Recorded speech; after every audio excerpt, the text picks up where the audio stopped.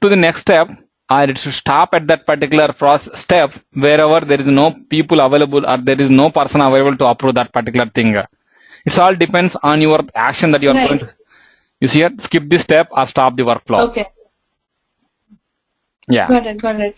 But then let's say if that person is permanently gone, then we have to come back and change the workflow if another person, if you want to give it to another person, right? We cannot always keep skipping that step in the workflow, right? Do we have to make changes that time or no? No, usually that is the reason, right? You don't depend on the person. Basically, you define your workflow based on the position or your dynamic role, so that if particular people has left that particular your organization, that might be impacting the dynamic role or that particular dynamic group. And if you're tomorrow in that particular dynamic group, there is only one people, and that guy has left the organization, so the dynamic group is now empty, right? Almost like there is no people to approve that particular dynamic group. And yes, tomorrow someone else is hired to a particular similar kind of position, but you can go ahead and add that particular people in the dynamic group. So automatically when you add that particular people to the dynamic group, right, he's going to become the approver. Right. But I saw that in dynamic role you assigned it to person, right? So is that optional? We don't have to do it. It's not a mandatory thing, right? It's not mandatory. You can go ahead and select a person or a position. All these options are available in the dynamic role. Or just the business unit and leave it? No, it's up to you. Let me go back.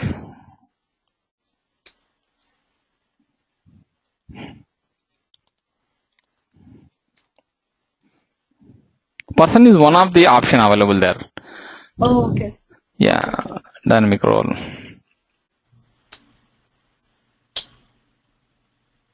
Okay, we can type it. Position, dynamic group. Yeah, you can go ahead and add that. Person is one of the type, one of the drop-down option that is available. You can also go to dynamic group. You can give the group name as well. Okay, got it. Okay. Thanks. Oh yeah, no problem.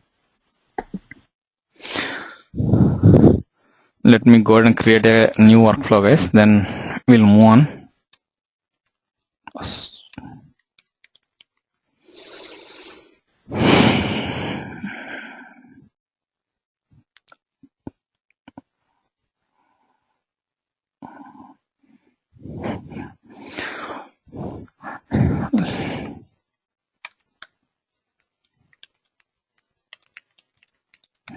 Okay, and the approval is going to, let me use my dynamic group and the one that we created.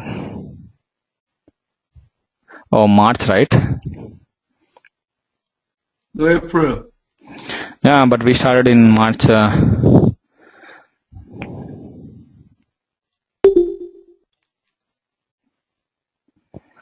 That's fine. And I want to keep some CC roles.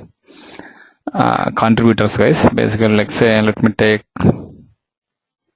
position and let me send some email notifications to external email.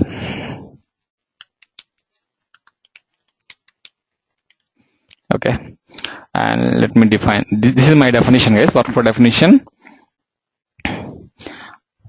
Okay.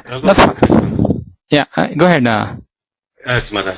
Can you specify deadline? Suppose we have specified 2 steps, and the step 1 person has one day deadline. Then we'll skip that step approval, and it will go to the higher authority. No, by default, out of the box, you don't see that functionality, Madan. Okay. Yeah. Because yeah, by default that is not supported, but yes, if we need it, right, yes, you can go ahead and control that by adding a new custom field to your workflow object, and you have to control that using the business rules, Madan. yes, because that's a common requirement. Yeah, correct, but that is not out of the box functionality, Madan. What about attachment? Can you attach any attachment, or no, not want to attach something? No, not here. This is the just definition, right? When you go to the approver action, approval page, right? That is where you can do that. But your attachments, as a whole, your employee center should be activated with the attachment management functionality as well, Madan. That's one of the functionality or one of the checkbox in your provisioning system. You can have the attachment as a different object or any different something. Yeah, it's just a functionality out of the box. If you activate it, right? Yes, you can go ahead and attach the things to your employee central module everywhere, like wherever you feel right. You can go ahead and attach that, Madan.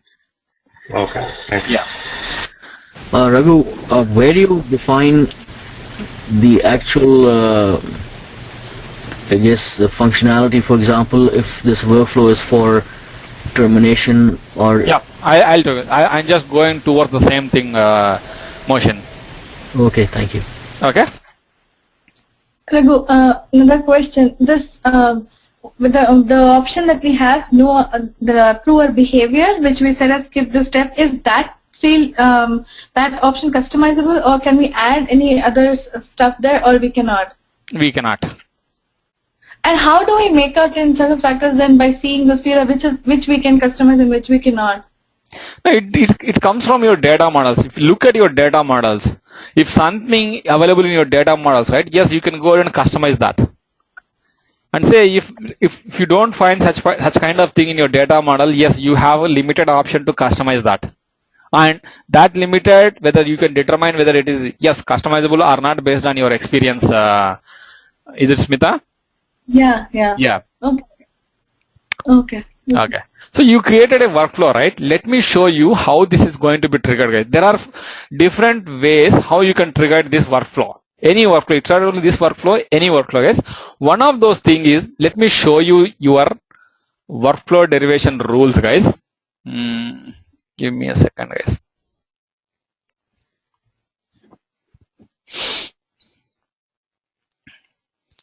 Let me log into the provisioning system, guys.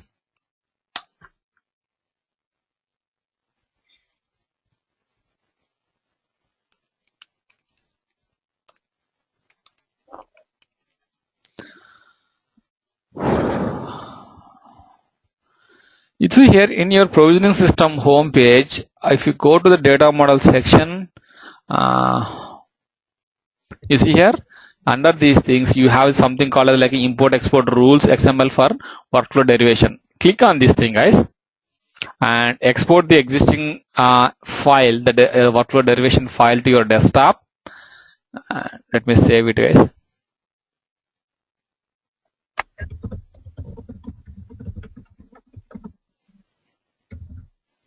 Let me copy.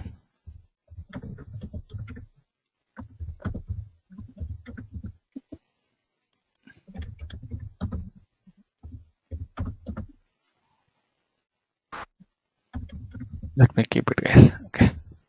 So this is your workflow derivation rules, guys. This is one of your data models that we have loaded during our initial employee central module setup, guys. And yes, let's understand this thing, guys, how your workflows are going to be triggered. Let me take, okay.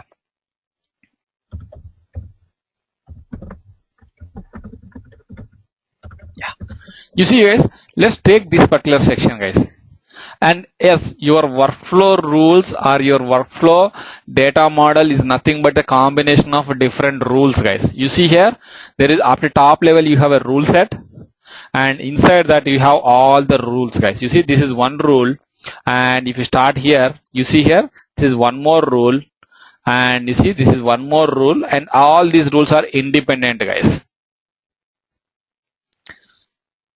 And how we are going to understand this thing is, see, your rule, basically all your rules inside this workflow rules data model is going to trigger a workflow, guys, which means that it is going to call a workflow. And how it is going to call a workflow is, let me talk about that. You see here, this is a rule, right? Each rule is going to have a unique ID. And you see, this is a comment, guys. Forget about these things, or least worry about those things. It's just a comment. And you are seeing this true output. This true output is nothing but the workflow definition ID, guys. Let me repeat that, guys. This true output is nothing but your workflow definition ID, guys. Let's see.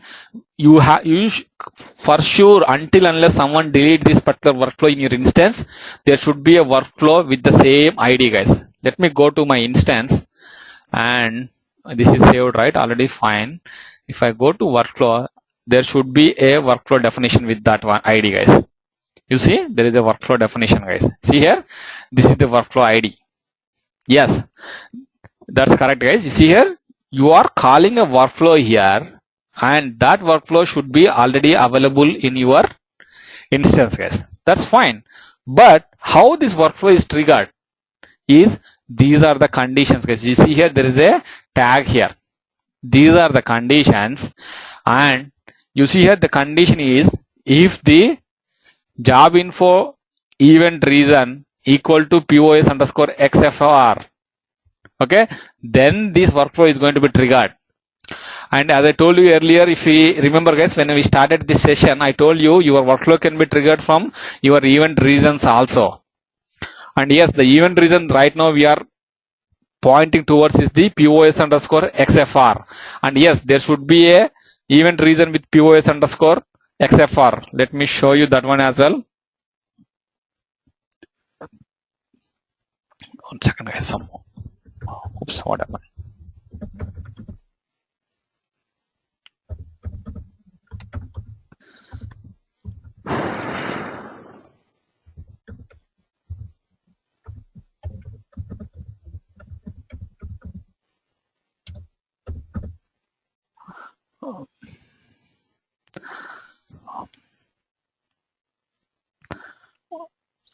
Event reason. Okay, and the ID is, you see, guys, there is an event reason also, guys. I didn't talk about event reason, but yes, you can see here there is an event reason. I'm going to talk about these things, guys. As I told you, that is the reason all these three go in parallel. And you see here, this is your event reason definition for the POS underscore XFR. This is the ID of your event reason, guys.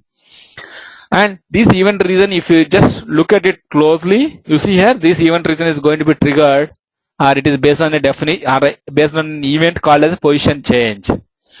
I told you, right? Yes, all your event reasons are going to be associated with an event, guys. And that is the reason you see here, there is an event.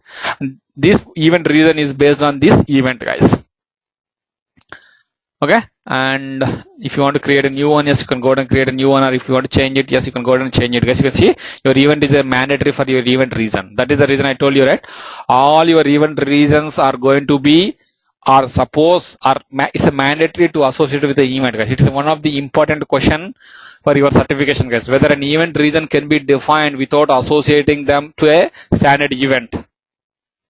No, we will not be able to do that, guys. SuccessFactors doesn't allow that. Okay, let me go back to the XML file. And yes, your workflow can be triggered from a event reason as well. Let me show you the other possible ways here. And you see here, there is one more option. It's not the event reason, but when you change your pay component, it is nothing but you are changing the field of your pay component. Yes, you can see here, if the pay component code is spot, nothing but it's specific to a value of that particular field also, guys. You see, it's not only field, and it is dependent on the value inside that particular field also. Yes, if the pay component code field is spot, set to spot, you are raising a workflow called as spot. And this is event reason, this is event reason, and this is event. Yeah, you can see here, there is a directly related to event also. And if the event is 4, you see here, if the event is 4, yes, you are going to, where you are able to find the event names, guys. Let me show you that one as well.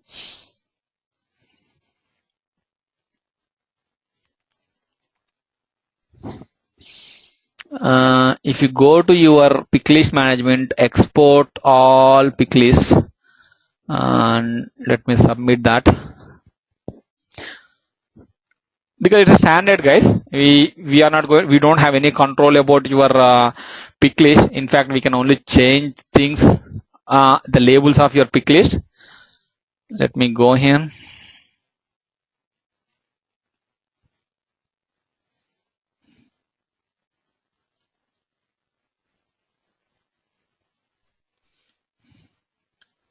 Where is 4?